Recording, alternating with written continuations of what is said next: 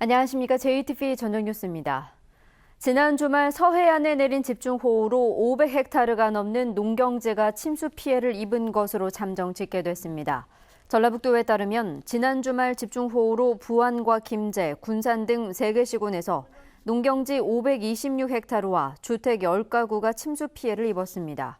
전라북도는 피해 신고가 계속 접수되고 있어 피해 면적은 더 늘 것으로 예상했습니다.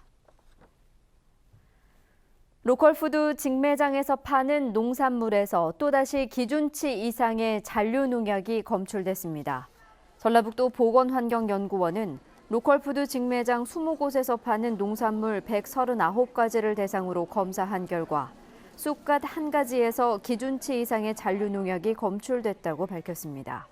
앞서 지난해 한국여성소비자연합이 로컬푸드 직매장 21곳을 조사한 결과 농산물 55가지 가운데 3가지에서 기준치 이상의 잔류농약이 검출됐습니다. 전라북도가 가야 유적을 체계적으로 연구하고 발굴하기 위해 8,500억 원을 투자합니다. 전라북도는 남원과 장수, 진안 등 6개 시군에 흩어져 있는 가야 유적을 발굴하고 정비하기 위해 271개 전략 사업에 8,500억 원을 투자하기로 했습니다.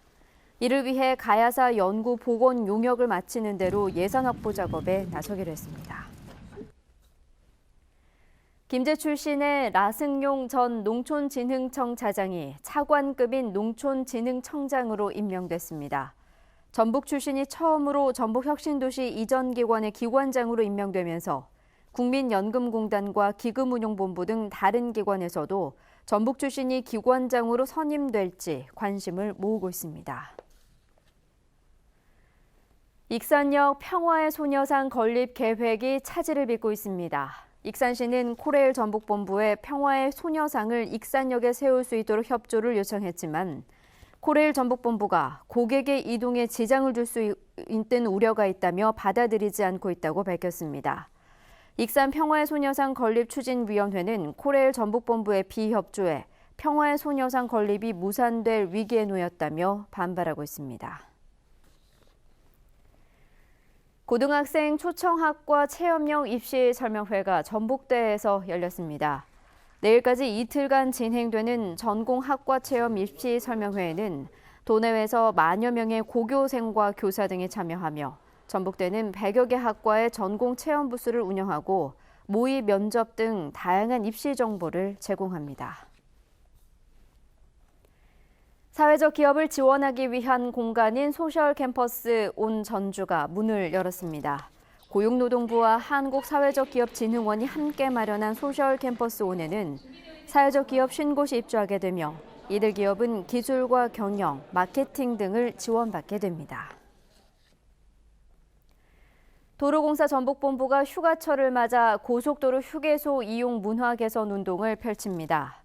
도로공사 전북본부는 이용자 편의를 위해 모든 휴게소에 물티슈와 손세정제 등을 비치한 자가 청소구역을 만들고 12개 휴게소에 노인과 임산부, 유치원 차량 전용 주차장을 설치했습니다.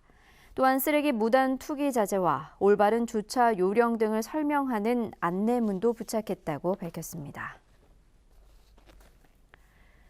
올여름 폭염특보가 발령된 날이 지난해보다 크게 늘어난 것으로 나타났습니다.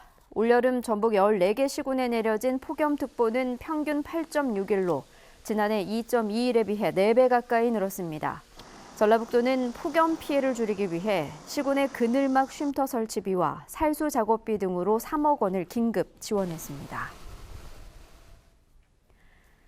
전북에는 오늘 남원이 42mm, 진안 30mm, 전주 8mm 등의 비가 내렸습니다. 오늘 저녁부터 내일 새벽까지는 곳에 따라 20에서 60mm의 비가 내리겠고 100mm 이상 내리는 곳도 있겠습니다. 내일도 구름이 많은 가운데 오후에는 내륙 지역을 중심으로 5에서 40mm의 소나기가 내리겠습니다. 낮 최고 기온은 전주 25도 등 29도에서 32도의 분포로 오늘과 비슷하겠습니다. 전주기상지청은 모레도 비가 한 차례 내리겠고 낮 기온이 33도를 오르내리는 무더위가 기승을 부릴 것으로 내다봤습니다. JTBC 어드시 뉴스 예고입니다. 조선에 이어 자동차 산업이 침체 늪에서 빠져나오지 못하면서 지역 경제 전반에 먹구름이 끼고 있습니다.